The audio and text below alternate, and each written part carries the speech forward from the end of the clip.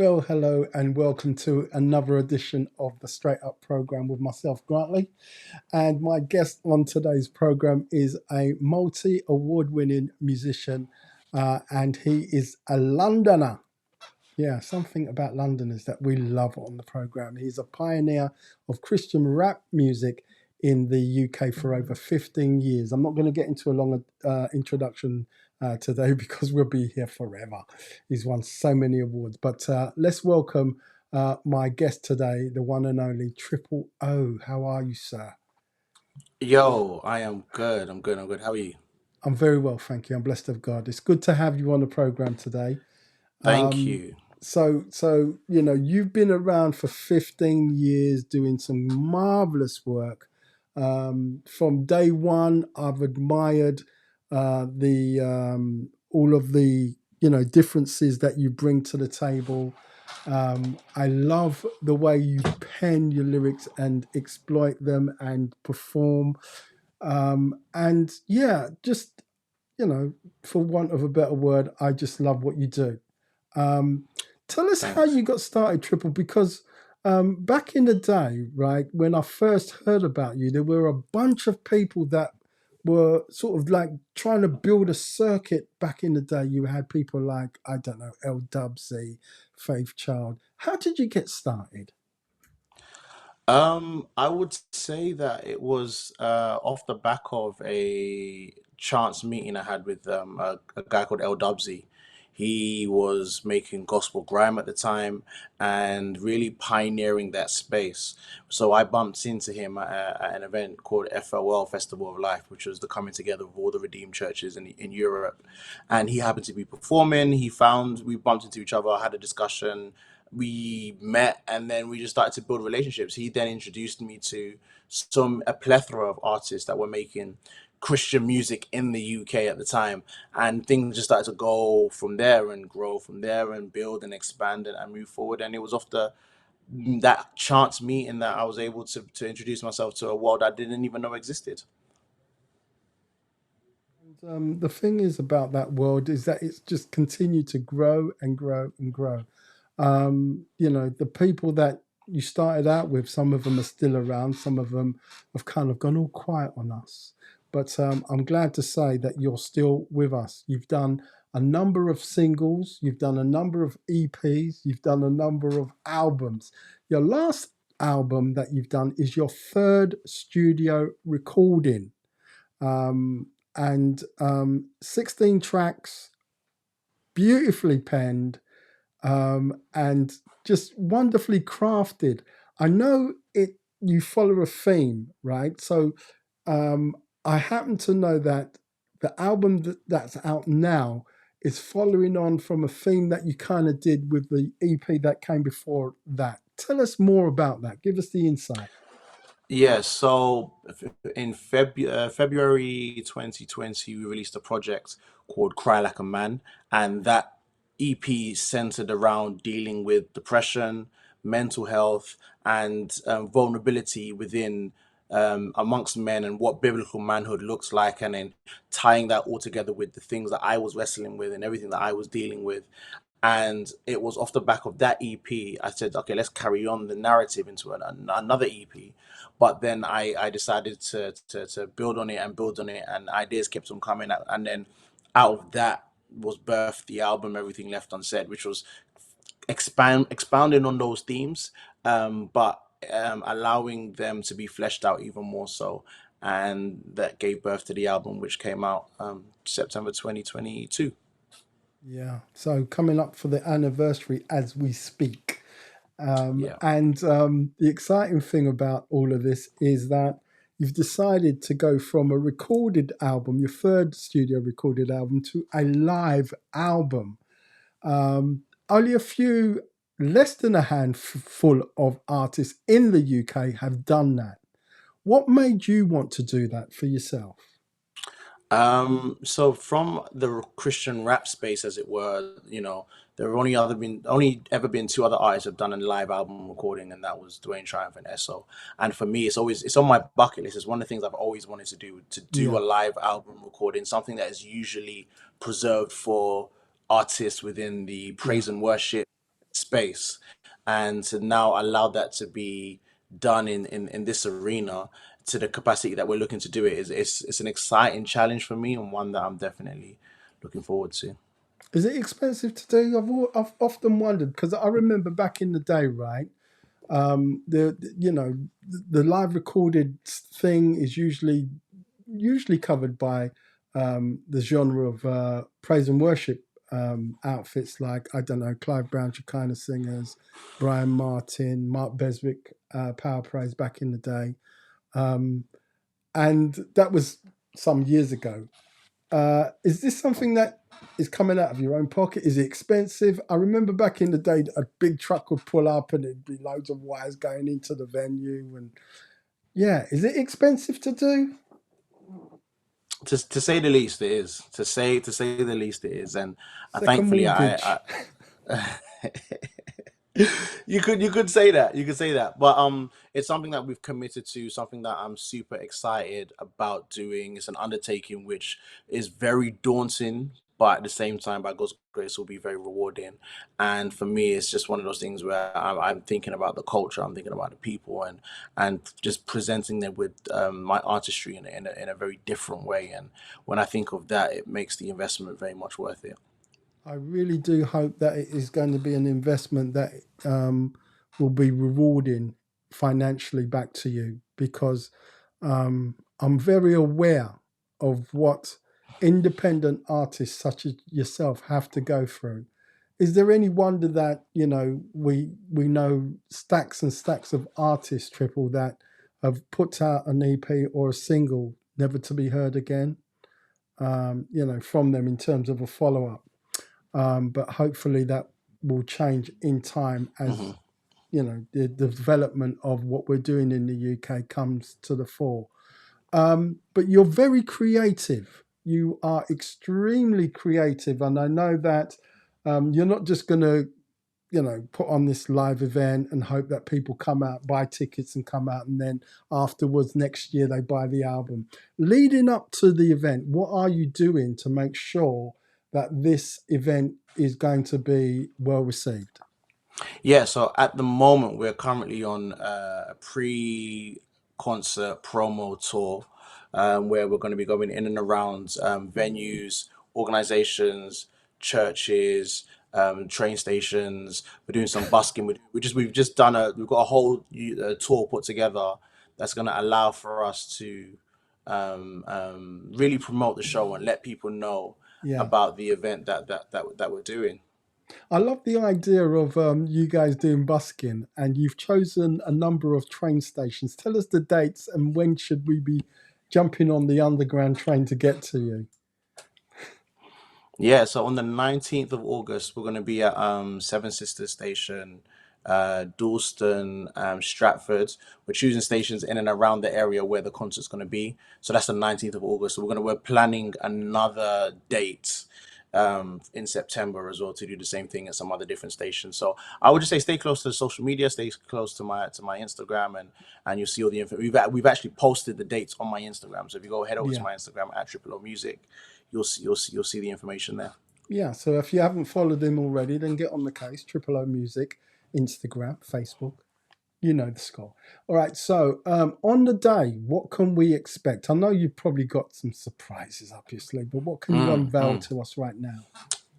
One thing I can say with confidence is if you love the album, you're going to experience the album live in a way that you've never heard it before.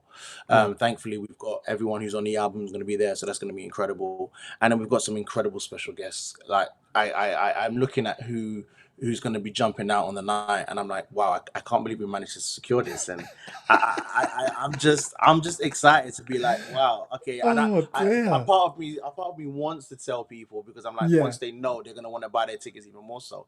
But I just don't want to ruin that surprise, and I just want people to come down and just experience the So show for. come out and just experience the day. It's going to be Mm, so mm. good. I just can't wait. I'm definitely going to be there. God spare life. I'm going to be there. So here's the thing. Um, I wish I could just tell people, look, these are the artists. Is there anyone coming in from outside of the country? Have you got any sort of out of towners coming? I Can can't you say. say yes or no? I can't say You because can't even say yes or I can't even no, say Trip. because people will start trying to put two and two together and say, oh, who is he following? Who does he know? Who doesn't he know? So Okay. I'm just gonna say you All right. have to be there. You just have Just to be be there. there. Just be there. Just be there. All right. So that date. Give us the date and the venue again. Sunday, the 8th of October, 2023. The venue is called Earth Hall. It's in Dalston, London. It's going to be an amazing night, and I genuinely can't wait to share with you what we've got Okay. planned. And if people want to get their tickets, where should they go? Head over to www.triple-o music.com. That's TRIPLE, the letter O, music.com, triple-o music.com, and tickets are available from there. Cool. Nice one. All right. So here's the thing. That's gonna be, the date's gonna come around real quick. Mm, mm, And then it'll be all over, dusted. mhm, Start to do all the technical bits now, mixing, mastering, and get the mhm, album mhm, out. mhm. Hopefully by what, first quarter of next year, maybe. We're going to say before within the first half of the year, the first half of 2024. But Okay. there'll be new music dropping before then anyway. So Okay. we've already got some new just ready to go. So I don't want people to think, oh, once the show comes and goes, then they have to wait for the live recording. No, there's new music that I'm sitting on right now that we're going to be releasing over the next 6 months. So yeah, Man, I so just can't wait. exciting I times just ahead. can't wait. All right, so the tracks that I've been playing from the album, last week on my breakfast show, I played. What did I play? I played. mm, oh, the track that I played that I love so much is "House into a Home." But I also, there's so many tracks. I mean, it's a 16-track album anyway, so there's plenty to choose from for those who haven't managed to get your hands on the album. What are you waiting for? Get in there. Jesus is My King is another one of my Mm, favorites. My mm, Life is mm, another track that I love so much. mm, When you were mm. penning the album, Trip, when you were penning it, um, I know you said it like a follow on from the EP, but when you were penning certain tracks, are there any standout tracks that you can talk on that you thought, you know what, thank you God, because that it had to have come. What would that track be? Oh, that's so interesting you asked that question because it's gonna be my favorite song on the album. Adulting. Adulting Okay, is my favorite song on the album. I absolutely love that song. Adultin is called, right? Adulting, yeah. And literally, we're just unpacking the realities of what it's like to be an adult in this day and day life, and the juxtaposition of being old but wanting to be young, but when you're young you want to be old, Isn't and that just I amazing? just we're just never satisfied as human beings, but reminiscing on the times that were, but thanking God for the times to come. So I love the fact that I actually got to kind of really unpack that without necessarily focusing on let's make this a hit record, and Yeah, lyrically and the tone and the production, it just really told a story, and it hands down is my favorite song on the album. yeah, that's amazing because I was saying to my son just the other day, he's kind of like, rubbing his chin and saying, "Look, Dad, there's a little hair coming there." Look, I'm like, you might end up regretting this, having to shave every day. I mean, you don't have that problem, right? You've just embraced the hair. We've just embraced it. We just embraced it. Just embrace it.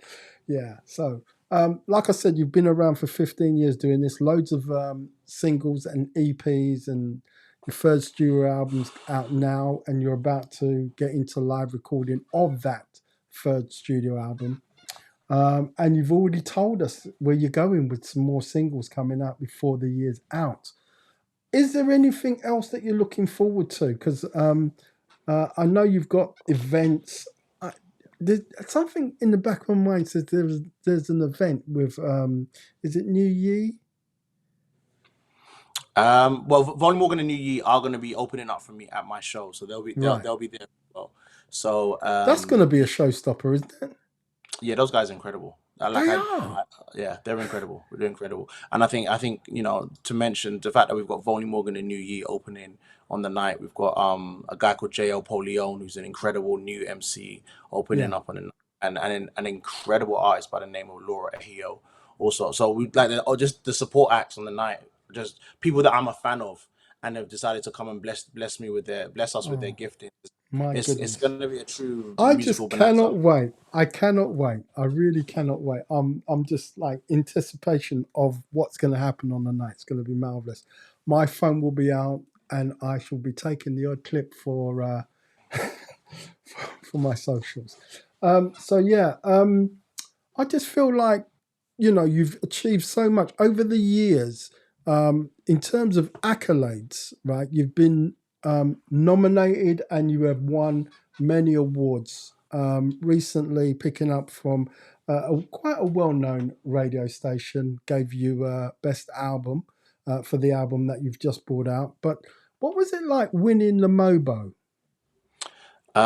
Yes, so that was, that's a while back. 2011, 2011, Yeah, we won the mobile for best gospel, and that will always be a great achievement, just to see what we're doing, being recognized by individuals who are not necessarily within our space, but who are in the spaces that we desire to be in and we desire to make an impact in. So that was really cool for me, and just to be in the same room as some incredible artists, international artists, being recognized, and get our work being seen was truly tremendous, to say the least. yeah, yeah. I remember speaking to John Fisher from IDMC, and when he attended the Mobos, I managed to speak to him just offline, just a one on one, and he was saying to me, "Boy, you just would not believe some of the stuff that happens at the Mobos. Like you have to pay for this and you have to pay for that." I said, "What do you mean? Like, yeah, okay, you could get invited to the Mobos, but there's a number of things that you have to pay for that you wouldn't expect, right? Is that right?" I guess so. It depends what space they're talking about, and what specifically he's referring to. Yeah, You got to remember that they're still a business, they're still an organization, and they have their own running costs that they need to maintain and cover. So yeah, I guess it depends where you are and what you're trying I to love your navigate through. stance. Yeah. Okay, so yeah, but you've learned, you've seen, because Mhm. not only have you won a mobile, you were nominated as well before as well, weren't you? Yeah, so we won in 2011, the first year I was nominated, and the second time we got nominated was in 2017, but didn't win that year. But yeah, it's again, just to be recognized again was just like amazing. Yeah, absolutely. All right, so in terms of EPs, you've brought out a number of EPs, and you have been around long enough to be part of that generation when the big buzz was all about doing mixtapes. Can you remember your Mm. first mixtape that you ever did? What was the first mixtape we ever did? I think the first mixtape we ever did was a project called The Overnight Garden, and that was back in 2000. It came out the same year as my first album, actually, 2011. Yeah, and we turned that into a three projects Wow. series, Okay. and yeah, 2011, 2014, and then 2017, the three Yeah. three mixtapes came out. So yeah, I mean that in that, especially within hip hop, rap, grime culture, mixtapes played a massive part in Yeah. They were in all the defining rage back in yeah. the day. If you weren't bringing out a mixtape, you weren't really saying it, really, was you? Yeah, to say the least, to say the least. Yeah. And so many people gained notoriety through bringing out mixtapes. I'm talking about in secular now. So it was the thing to do, and to get your music into the hands of budding radio announcers, or, as we say in this country, radio presenters' hands. It was a way of doing that, right? Yeah, 100%, 100%. That's how DJs would find you. That's how people would play your music. That's how you would build your fan base. It was a very important key part of developing your growth as an artist. Okay. So would you say that you've made inroads into America in terms of, since we started talking today, it's mainly been about the UK, but what inroads have you made into other places outside of the UK, and how did you go about doing it? I think it's more so about finding your audience and knowing where they're at. I mean, I've had the opportunity to connect with amazing industry insiders in the States, and working with those individuals and getting my music to certain DJs and playlisted on certain radio stations. But funnily enough, I've had a lot more success in Europe, where I've had the opportunity to tour, where All I've right. been touring Europe for the past couple of years, and going to countries like the Netherlands and Germany, and different parts of Europe, just bringing what we're doing, because that just so happens to be where the rest of my fan base lies. And when the opportunity presents itself for places like America, then so be it. I think the thing is, for an artist, go where there is a demand for you, and then build on that, and then if you have the opportunity to go into markets that you aspire to go into, then great. Absolutely. Triple, it's been a pleasure talking to you today. It's been great speaking with you too, Granny. Yeah, and you know what? I just cannot wait for that event, man. That's going to be something I special. appreciate that. Thank you. So we've got so much to look forward to. We've got the live recording, the release of that live recording, and in the meantime, more singles coming out as well. Just remind people how they can get hold of you if they want to book you or just want to, Yeah, be just part just of the head over fan club. to just head over to triple Everything is there. triple Or if you just want to go straight to the socials, at Triple O Music on all platforms, and you'll find me. Excellent. Thank you so much. So there you go. That's my guest on today's program, Triple O, the rapper from the UK that is a little bit more than a rapper. Just emulates a much more of something of a artist that really wants to zoom in on the culture, but also wants to expand on his artistry as well. So thank you to Triple O. If you like what you saw today, like what you heard, then please consider subscribing to the channel. We've got wonderful interviews still to come before the year's out, and I would welcome your comments and your likes as well. So myself, Grantley, saying thank you for watching, and I'll catch you on the next one. Take care now.